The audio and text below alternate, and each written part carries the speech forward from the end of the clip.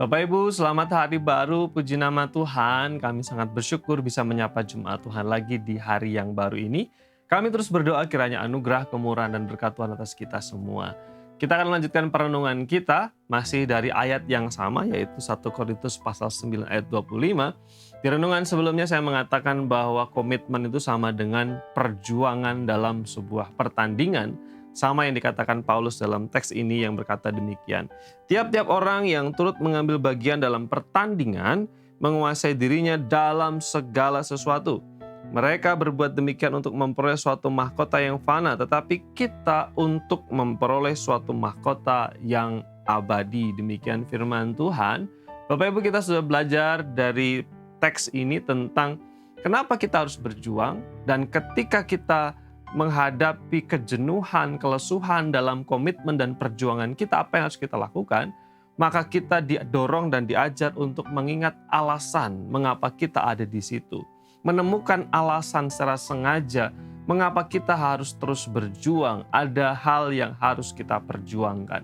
Nah, kemudian Bapak, Ibu, dan Saudara yang terkasih dalam Tuhan, teks ini juga mengajarkan ketika kita dalam kesulitan, perjuangan, kejenuhan dalam perjuangan, merasa tidak mampu dalam perjuangan, bukan hanya mengingat tentang alasan mengapa kita di situ, tapi juga kita harus mengingat tentang tujuan mengapa kita ada di situ.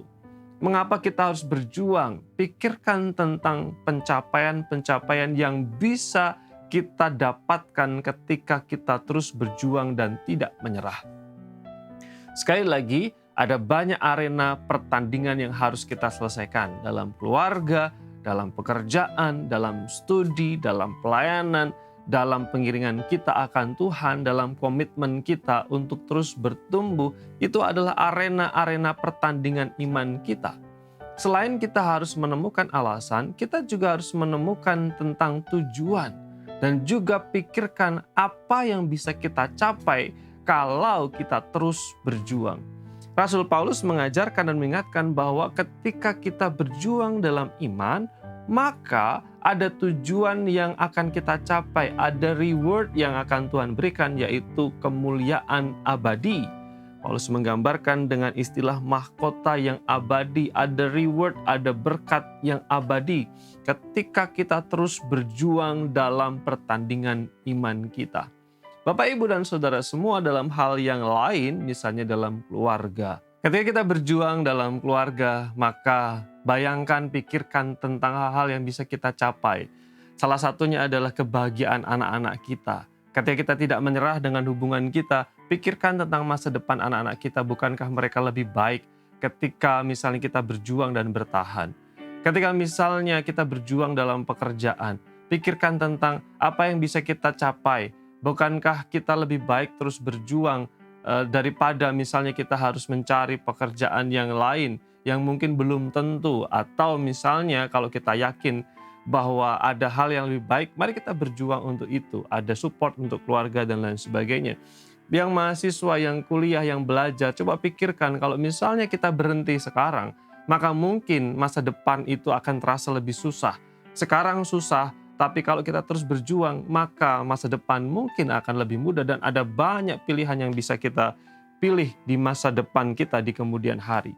Demikian juga di dalam iman, kita diajak untuk berpikir kalau kita berhenti berjuang ikut Tuhan, maka ada hal yang tidak bisa kita dapatkan. Dan sebaliknya, kalau kita terus berjuang, maka kita bisa punya harapan dan juga menikmati janji, yaitu kehidupan kekal bersama dengan Bapa di surga. Alasan-alasan serta tujuan itu harus kita kumandangkan dan dengungkan terus dalam pikiran kita, sehingga kita terus dimampukan untuk berjuang dan tidak menyerah. Bapak, Ibu, kiranya kebenaran ini menolong kita untuk bersama-sama berjuang. Saya juga berjuang dalam arena-arena kehidupan saya. Demikian juga Bapak, Ibu, mari kita berjuang bersama-sama sehingga suatu hari kita bisa bersama-sama mengangkat mahkota kemenangan.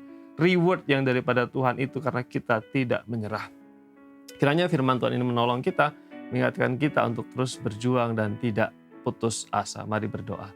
Terima kasih untuk kebenaran-Mu, kami bersyukur karena Tuhan mengasihi kami dengan firman Tuhan. Tolong kami supaya kami terus berjuang dan tidak mudah menyerah. Dalam nama Yesus berkat-Mu atas kami semua. Amin.